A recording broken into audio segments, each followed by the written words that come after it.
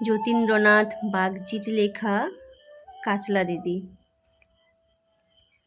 বাঁশবাগানের মাথার উপর চাঁদ উঠেছে ওই, মা গো আমার শোলক বলা কাচলা দিদি কই? পুকুর ধারে লেবুর তলে থোকায় থোকায় জোনাই জলে, ফুলের গন্ধে ঘুম আসে না, একলা জেগে রই। মা গো আমার কোলের কাছে কাচলা দিদি কই? সেদিন হতে দিদিকে আর কেনই বা না ডাকো? দিদির কথায় আঁচল দিয়ে মুখটি কেন ঢাকো?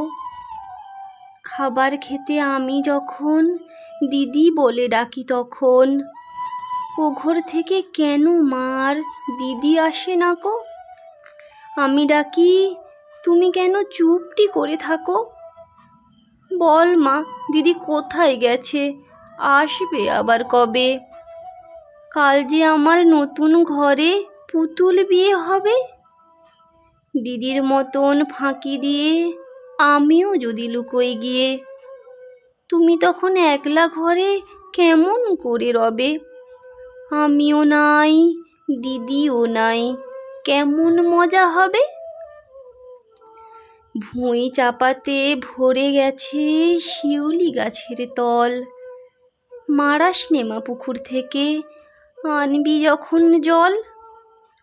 ডালিম গাছের ডালের ফাঁকে বুলবুলিটি লুকিয়ে থাকে, উড়িয়ে তুমি দিও না মা ছিঁড়তে গিয়ে ফল। দিদি এসে শুনবে যখন বলবে কি মা বল? বাঁশবাগানের মাথার উপর চাঁদ উঠেছে ওই, এমন সময় মা গো আমার কাজলা দিদি কই? বেড়ার ধারে পুকুর পাড়ে ঝিঁঝি ডাকে ঝোপে ঝাড়ে, নেবুর গন্ধে ঘুম আসে না, তাই তো জেগে রই। রাত হলো যে মা গো আমার কাজলা দিদি কই?